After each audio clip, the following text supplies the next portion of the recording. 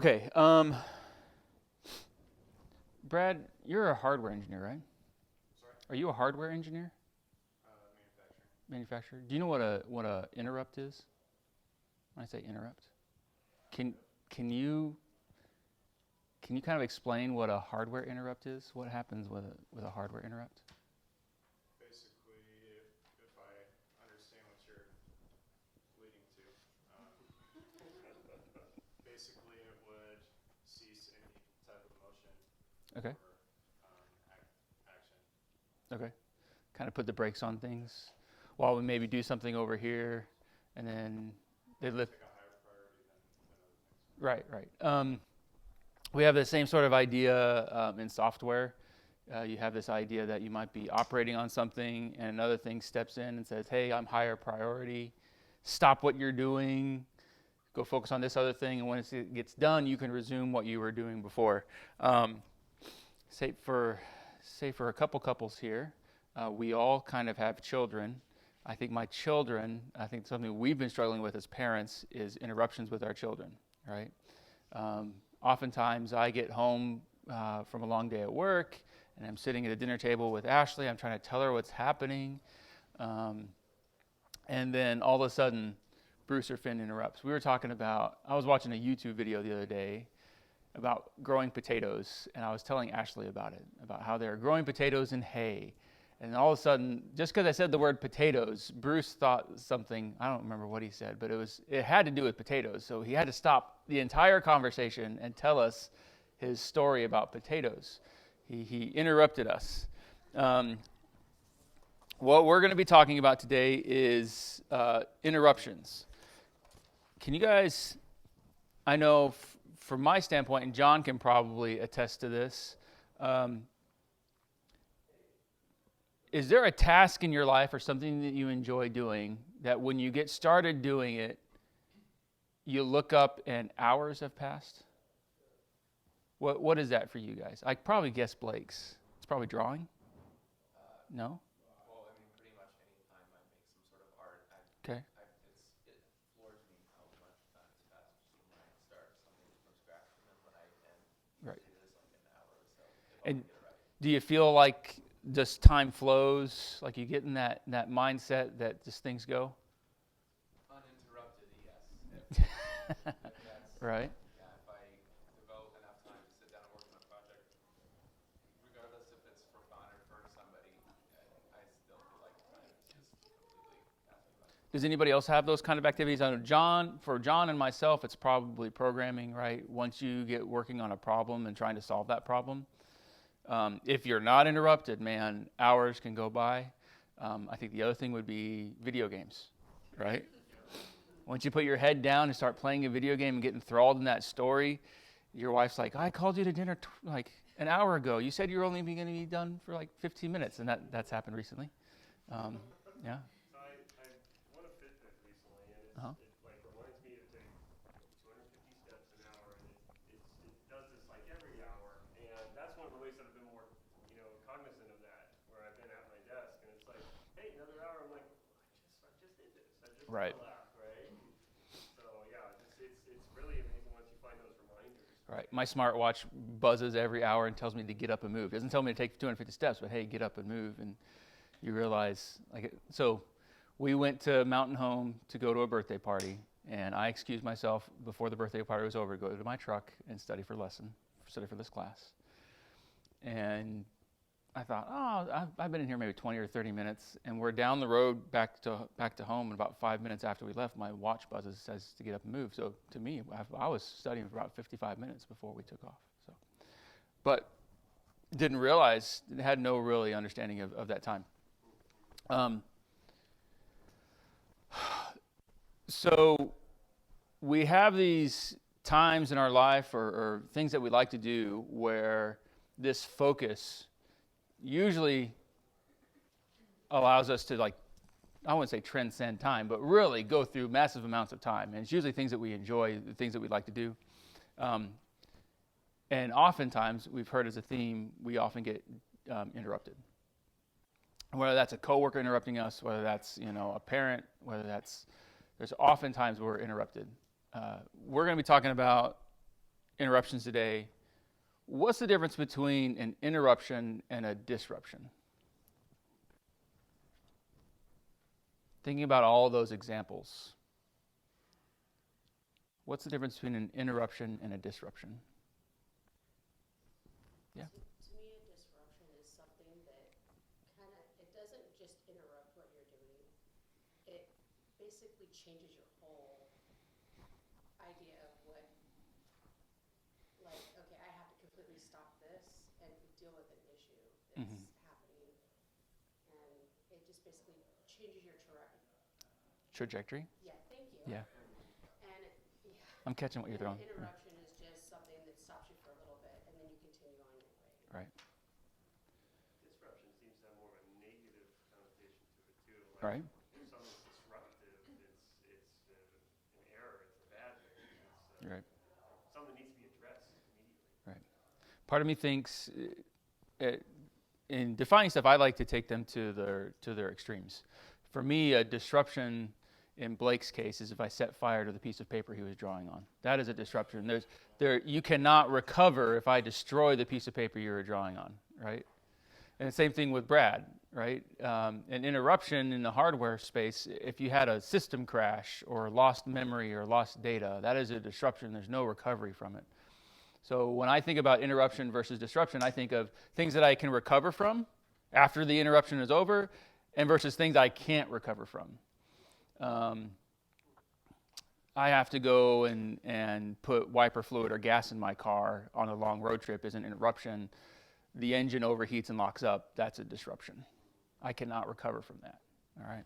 And so I think we're going to be talking about trying to focus, staying away from the disruptive aspects of Mark and more talk about the interruptions that Jesus encounters. Something that we haven't really talked about with the Gospel of Mark is it's a synoptic gospel. It is synoptic with Matthew and Luke.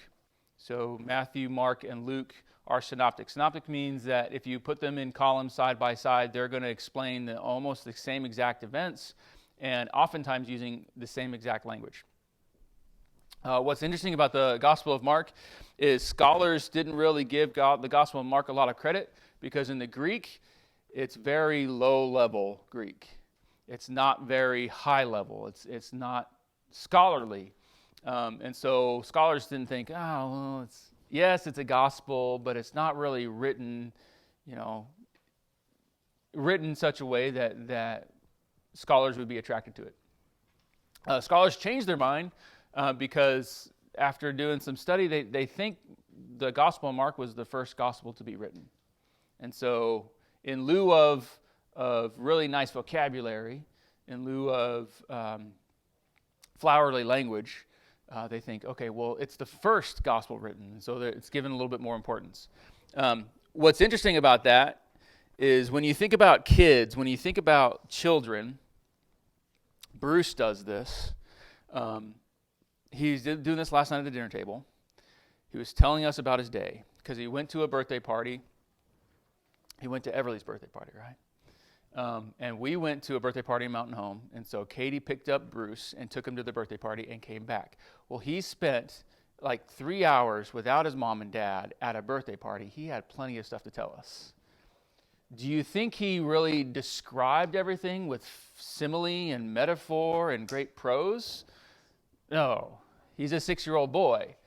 We ate cake, and then we opened presents, and then we played outside, and then we did pin and tail with Docky, and then it was a giant run-on sentence just tacked with and. Chapter 3 in Mark, in the Greek, is very similar. Mark just tacks on. Jesus did this, and this, and this, and this, and this, and this, and this, and this, and this. One of the reasons, one of the themes of Mark is action. We associate with Mark this action. That Jesus did this, and then did this, and then did this. If you turn to Mark chapter 1, we're going to look at Mark chapter 1 real quick. Does anyone have the ESV? Okay. Would someone with the ESV read, just start on verse 10 of Mark chapter 1. I got it. And when he came up out of the water, immediately he saw the heavens being torn open Keep going. Keep going to like 20 or 30. Okay. Yep, just keep And a going. voice came from heaven, "You are my beloved Son, with you I am well pleased." The Spirit immediately drove him out into the wilderness, and he was in the wilderness 40 days being tempted by Satan, and he was with the wild animals, and the angels were ministering to him. Now after John was arrested, Jesus came into Galilee, proclaiming the gospel of God and saying, "The time is fulfilled and the kingdom of God is at hand. Repent and believe in the gospel." Passing alongside the Sea of Galilee, he saw Simon and Andrew, the brother of Simon, casting a net into the sea, for they were fishermen. And Jesus said to them, "Follow me, and I will make you become fishers of men." And immediately they left their nets and followed him. And going on a little farther, he saw James the son of Zebedee and John his brother, who were in the boat mending the nets. And immediately he called them, and they left their father Zebedee in the boat with the hired servants and followed him. And they came into Capernaum, and immediately, on the Sabbath, he entered the synagogue and was teaching. And they were astonished at his teaching, for he taught them as one who had authority, not as the scribes. And immediately there was... Okay, you can stop, John. All right, continuing on through 30, count the number of times we see the word immediately. And think about in the first, what does Mark describe Jesus doing in the first 30 verses of chapter 1? Like he's baptized. He called the sons of Zebedee, right? He goes to Capernaum. He goes to the Sabbath. Like the first 30 verses, there's a lot of action packed here in 30 verses, okay? And then if you look at the words immediately, right? Immediately is used 12 times in the other Gospels, 11 times in the other Gospels. It's used 34 times in Mark, okay? The point we're trying to get across is Mark is focused on action. Mark is focused on how busy Jesus was in his ministry. And I think that's important when we talk about being interrupted. We're going to look at Jesus being interrupted.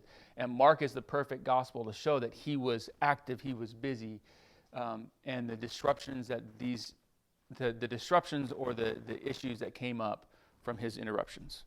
Okay? All right, so consider Mark's use of the word immediately. And so we're going to talk about, I'm on the third point on your handout, 7 stories of interruption. So let's look at Mark chapter 1, 35 through 37.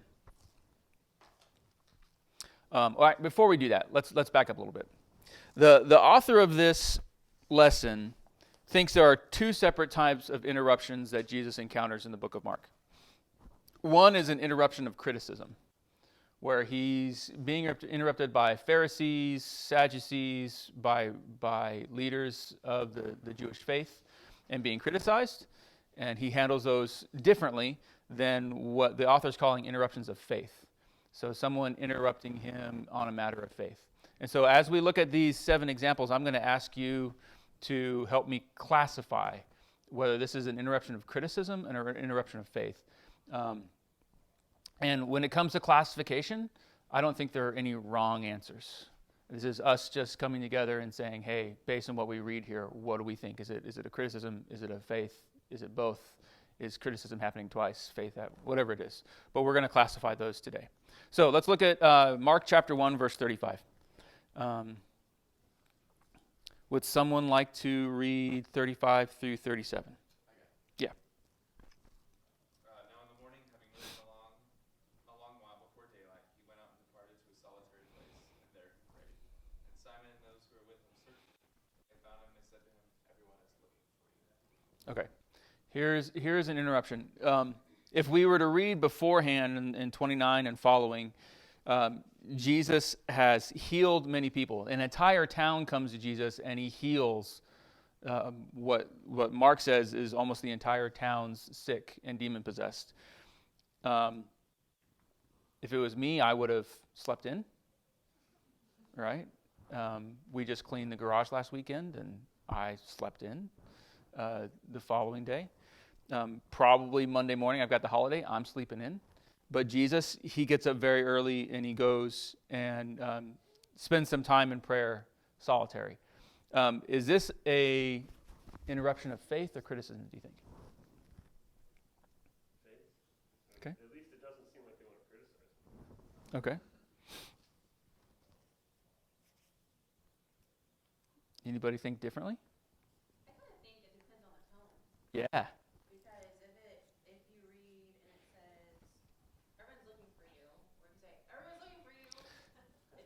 My NIV has an exclamation mark. Do your versions have an exclamation mark at the end of that? My NIV says everyone's looking for you, exclamation point. Right? And so, and maybe it's a, John, does yours have an exclamation? Does not. Okay. So I think depending upon what version you're coming from, you're looking at Simon Peter thinking, come on, Jesus, everyone's looking for you. Right? That's the tone I maybe get from Simon Peter. Let's continue on. So maybe this is one of criticism. Let's continue on. The one that I think I found the most interesting is here in chapter 2, verses 1 through 12. Okay?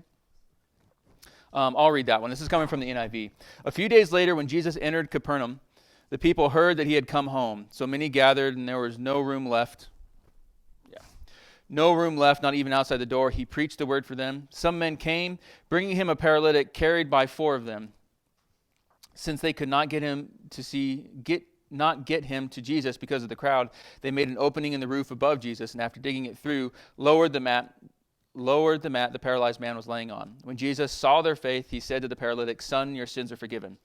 Now some teachers of the law were sitting there thinking to themselves, "Why does this fellow talk like that? He's blaspheming. Who can forgive sins but God alone?" Immediately Jesus knew in his spirit that this was what they were thinking in their hearts. And he said to them, "Why are you thinking these things? Which is easier to say to the paralytic, 'Your sins are forgiven,' or to say, 'Get up, take your mat and walk'? But that you may know the Son of Man has authority on earth to forgive sins," he said to the paralytic, "I tell you, get up, take your mat, and go." He got up, took his mat, walked out in full view of them all. This amazed everyone, and they praised God, saying, "We have never seen anything like this." All right. This passage, 1 through 12. Are we talking about an interruption of criticism or an interruption of faith? Yeah. Where's the interruption of faith, Brad? I think it's when the friends brought the paralytic. Right. And the interruption of criticism? Religious rulers. Right. What I find interesting about this passage, I don't have to worry about people's thoughts when I'm at work. I have to worry about people's emails and people's IMs and people coming and tapping me on the shoulder. But Jesus is being interrupted by people's thoughts. Think about that for a second. He stops what he's doing. He decides not to, whether he was going to or not, pauses his interaction with the paralytic man to confront these religious leaders. And not because they said out loud, "Who can forgive sins but God?" but because they thought, "Who could forgive sins but God?" All right? And this is not the only place where Jesus has stepped up and knowing people's thoughts has preempted their thoughts with a parable or a saying or redirected their hearts. Okay? All right. So we've got another faith-based, another criticism. 30, 20 through 22. Someone want to read that? Or 3, not 30, 30. Chapter 3, 20 through 22. Yeah. The days will come when the bridegroom is taken away from them, and then, that's 2. 3:20 through 22. Then he went home, and the crowd gathered again, so that he could not even eat. And when the family heard it, they went out and seized him, for they were saying, "He is out of his mind." And the scribes who came down from Jerusalem were saying, "He is possessed by Beelzebub, and by the prince of demons he casts out the demons." And he called them to him, and he said in parables, "How can Satan cast out Satan? Is the kingdom..." You're good. No worries. All right, so they're hopefully sitting down to a meal, right? They're in a house, a crowd's gathered. Mark lists that there are so many people there that are not even able to eat. Okay, so my thought is, okay, they've been invited to a house, they're about to sit down and have dinner, there's too many people here, and here comes another interruption. And this interruption, there's 2 here. The first of which from his family. Okay? His family heard about this. So it's his family. I'm assuming it's his brothers come and going to take him away by force, that he's out of his mind. And then the teachers of law come down and say he's possessed by Beelzebub. Faith or criticism? Probably criticism. All right. So the first one were Jesus was looking for solitude, if you're following along. And we have criticism. Jesus was, on the second point, Jesus was teaching a lesson. He was interrupted by a faith interruption and a criticism interruption. He was trying to eat, and he was interrupted. We're going to continue on pretty fast here. We're not going to read all of these. Chapter 3, 20 through 21 is trying to eat. Chapter 4, 35 through 41, he's seeking some rest. So 35 through 41. This one is where he calms the storm. I think what we want to pay attention to is he's sleeping in the bottom of the boat. Verse 38, Jesus was in the stern, or not the bottom, in the stern of the boat, sleeping on a cushion. The disciples woke him up and said to him, "Teacher, don't you care if we drowned?" So part of me thinks this is a criticism, but at the same time, Jesus has the opportunity to turn this interruption of criticism into an interruption of faith. Because in the next instant, he gets up, rebukes the wind, and said to the waves, "Quiet, be still." Okay. Chapter 5, verse 21, he's preparing to speak. So if we turn over to chapter 5, verse 21. When Jesus had again crossed over over by boat to the other side of the lake, a large crowd had gathered around him when he was by the lake. Then one of the synagogue rulers named Jairus came there. Seeing Jesus, he fell at his feet and pleaded earnestly with him, "My little daughter is dying. Please come and put your hands on her, so she will be healed and live." So Jesus went with him. A large crowd followed and pressed around him, and a woman was there who had been subject to bleeding for 12 years. She had suffered a great deal under the care of many doctors and spent all she had, yet still, instead of getting better, she grew worse. When she heard about Jesus, she came up behind him in the crowd and touched his cloak, because she thought, "If I just touch his clothes, I will be healed." Immediately her bleeding stopped, and she felt in her body that she was freed from her suffering. At once Jesus realized the power had gone out of him. He turned around in the crowd and asked, "Who has touched my clothes?" 31, "You see the people crowding against you," the disciples answered, "but yet you ask, 'Who touched me?'" But Jesus kept looking around to see who had done it. Then the woman, knowing what had happened to her, came and fell at her feet, trembling with fear, told him the whole truth. He said to her, "Daughter, your faith has healed you. Go in peace and be freed from your suffering." Moving on, 35. While Jesus was still speaking, some men came from the house of Jairus, the synagogue ruler. "Your daughter's dead," they said. "Why bother the teacher anymore?" Ignoring what they said, Jesus told the synagogue ruler, "Don't be afraid, just believe." He did not let anyone follow except Peter, blah, blah, blah. And what we know is that Jairus' daughter continue on is healed, right? So is this, I don't see criticism here. I see faith, right? And even to the point where the woman touching the robe, this is not "I'm going to interrupt you because I need something from you. Please do something to me." I'm going to interrupt you to the point of, "Heal me now." Right? I'm just going to touch his robe and heal me. And I think it's interesting that Jesus stops and confronts the woman and takes time to teach the people based on that experience. Right? Yes, Brad? If there's any criticism in the story, it's from the disciples. 'Cause he's saying, "Who touched me?" They're like, "Everybody's touching him." Right. He's trying to find the woman, and you could make a point that they're interrupting him, kind of distracting him from Yeah, what his mission. totally right. Okay. And then, of course, you have the synagogue ruler. So preparing to speak. And then 6, he's planning with friends. And then 15, we see him being interrupted. Let's read 15:29 through 32. So we're jumping. We're kind of jumping along the first 6 chapters, and we jump all the way back here to Mark 15. Would someone like to read 29 through 32?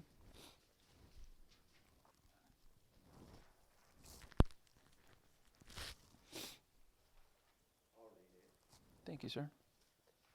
29 through 32. Mm-hmm.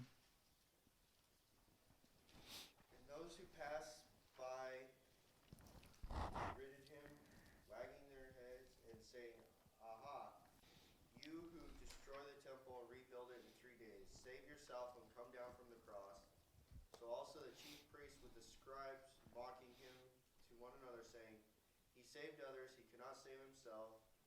Let the Christ, the King of Israel, come down from the cross, that we may see and believe. Those who were crucified with him also reviled him. So even as he's dying, people are interrupting him. Okay, so we've seen up to the first 6 chapters, whether it's people that are reaching out in faith interrupting him, whether it's leaders in and around Jerusalem interrupting him, or even the scoffers at the cross. He is interrupted again.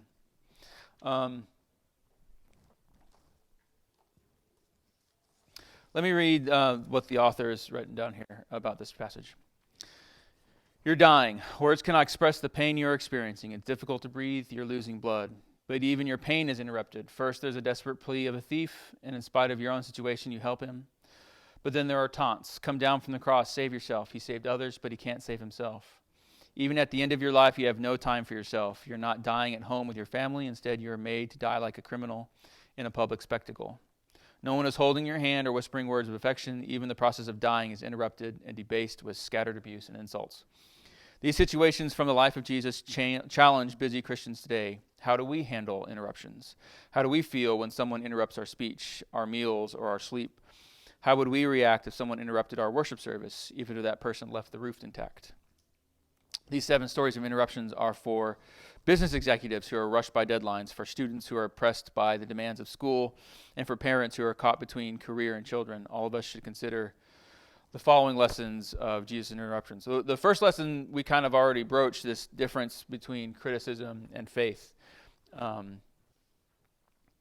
So I see a couple applications for us. The first of which is trying to classify the interruptions that we see. And I don't think it's going to be as easy for us to classify our interruptions in our daily life as an interruption of criticism or an interruption of faith. Sometimes our interruptions are just regular old interruptions, right? But there's going to come a point in time when you're interrupted and you have the opportunity to reach out in a way that builds someone's faith.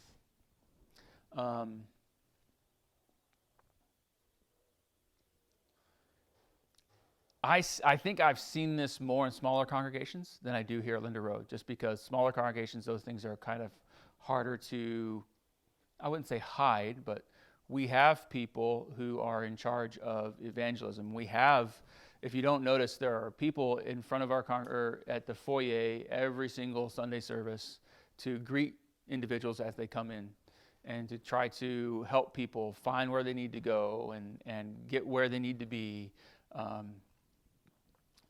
When you're in a smaller congregation, that's not the case. You have people come in, and I remember when I was a kid, there was a guy who came to church during Potluck Sunday, and my dad said, well, it's Potluck Sunday. He's like, oh, what's Potluck Sunday? Oh, well, after church, we're going to go downstairs and have some food. Everyone's brought something, and he felt bad, so he went over across the street to the grocery store and bought a pie and brought it back, put it downstairs in the basement, fellowship hall, and came back upstairs.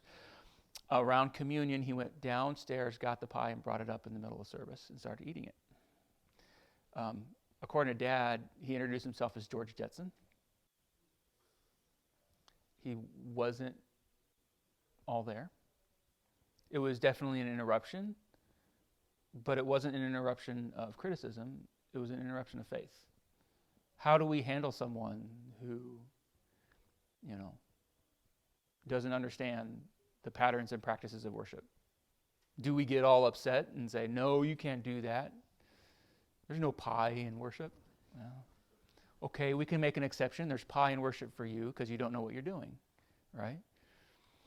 It's something that we don't see because we have a large congregation, and there are, I wouldn't say barriers, but there are people whose job it is to help defer interruption, and so we don't see that. I would say, are you allowing yourself to be interrupted? Have there been times where you guys have interrupted yourselves on the way to worship because you saw someone who needed help by the side of the road? Or are you saying, well, I'm on my way to worship. I can't help that person with their tire. I'm late. Right?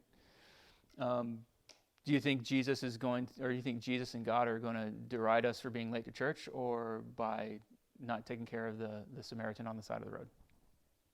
right? And so it's something that we don't often see in a large church, but I think you would probably see in a smaller church. But there are times where we're going to be interrupted. The second thing, I think Jesus, the author here, Jesus looked past the outward interruption and towards the inward motivation. Think about all those examples, especially the woman who reached out and touched the cloak. I think he's focused on the motivation of the woman and not necessarily the interruption.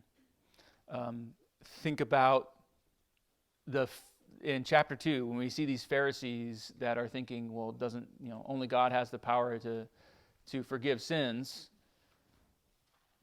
I think Jesus is thinking about the motivation of those men and not the interruption, even though it's an interruption that only Jesus is affected by. And then lastly, Jesus saw interruptions as opportunities. It would have been a very boring mark if Jesus healed some people and then spent 2 weeks secluded by himself and then came back and healed people and then spent 2 weeks secluded by himself and healed people.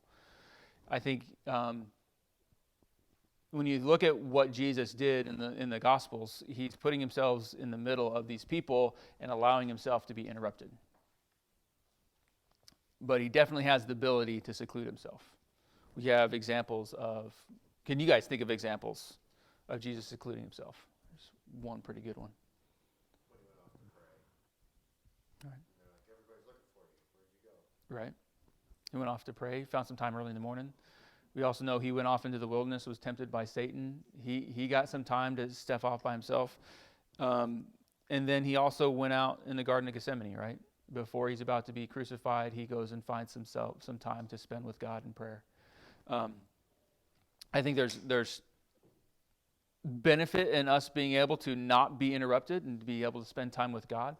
But I also think Jesus is intentionally putting himself in a position to be interrupted. Right?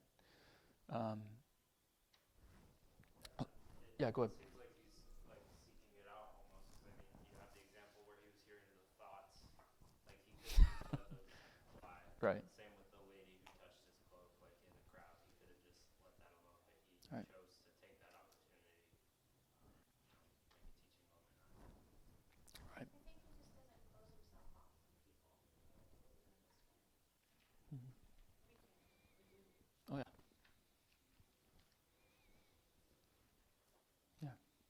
Well, it's difficult. I know my job, I intentionally close myself off. I intentionally need periods of time to solve problems and figure stuff out and write emails. But at the same time, I need to get up and go interact with people. I took a new job and I'm trying to help build an engineering team, and I can't build it with my door closed. Right? I've got to get to know my engineers and get to know my managers and spend time with them.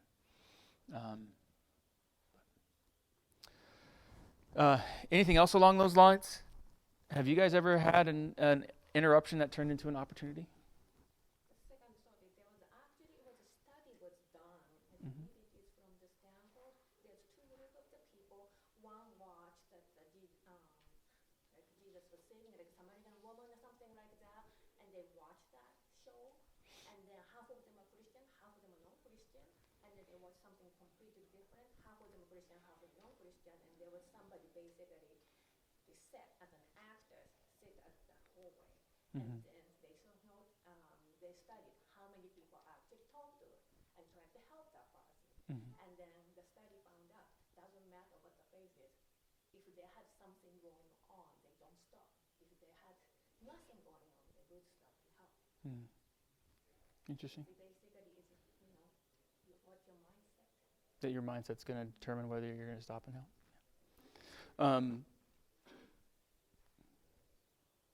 No practical examples of allowing yourself to be interrupted? That's a lot of avoiding it.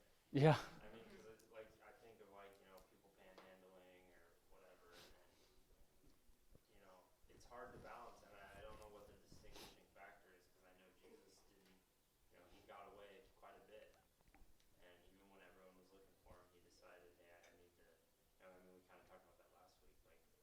still don't really know like what's the distinguishing factor between Jesus making himself available and not, because it's not like, I don't know, it's easy to be like, oh, I'm not gonna give this guy money because it's easy to make these excuses and stuff, but I don't know. Right. Yeah, I'm not saying I'm good at it at all. And it really is difficult to say, well, I've got my own responsibilities, I've got my own things I've got to go take care of. And I guess, yeah. I think like not the listening, I don't know how it is for other people, but I need to mentally prepare myself to be okay with being interrupted. Like, I have a pretty good idea it's going to happen a lot of the time. Because kids, I get constantly interrupted, so if I start something, chances are I'm going to get interrupted. But, if I'm not ready for that, I'd be like, leave me alone, why are you doing this? Can't you see I'm busy? Right. Versus, okay, I knew you were going to do that. I don't need to get mad at you. I know you need help, And it takes that I have to think about beforehand. It just doesn't come naturally. One of the things Ashley and I have tried is when the boys want to interrupt us, we've asked them to hold our hands. Because it's really easy if they come and hold my hand, I know they want my attention, and I can wind down my conversation and then give them my attention. And I can interrupt in a graceful way rather than, okay, hold on a second, my child's screaming at me. Yes, what do you want, right? Because oftentimes that's how we've dealt with it in the past. And to me, that's a bit of mental preparation. The mental preparation is happening like just in time, but it's mental preparation. And okay, I'm mentally preparing because I've got to stop what I'm doing and give my attention to my sons. And so maybe back to Naho's statement, right? Being mentally prepared for interruption that is focused on building the faith or the causes of Christ, I think is important for Christians. Yeah, Blake? I'm kind of going along the same lines. Working in customer service, for some reason, sounds pretty similar to parents and children sometimes. Like, I can be at the store and it's, getting soon to close, 9 o'clock or whatever, and I haven't had a customer in a while. And then a customer comes out of nowhere and wants something major or whatever. It's so easy for me to just be like, what could you possibly want right now? But I don't do that. Number one, because I get fired. But number two, it's Right. like, people want, I guess, need to be treated a certain way when they have some sort of desire, need help. And I think it's up to me to treat them just like how I would want to be treated, with patience and with kindness and everything. Right. So I think there's also a measure of, I guess, patience that comes in with it. Training. The last thing I'll leave you with is something that I got from this lesson that's not in this lesson is how I pray. That there are times when I might pray and interrupt Jesus from a standpoint of criticism. Like, how could we let this happen? God, I'm really upset, I'm really mad. Versus a standpoint of faith, asking God for help. And I think a lot of these people, Jairus, a lot of the people that were healed that interrupted Jesus from a standpoint of faith did so not from, here's what I want, here's what you did wrong, or here's what you're doing wrong. It's, here's what I need, can you help? And I think that's something that if we think about our prayer life, we're once again interrupting Jesus just like these people did. And are we interrupting Jesus from a standpoint of faith, or are we interrupting Jesus from a standpoint of criticism in our prayer life? So, all right. Thank you, guys.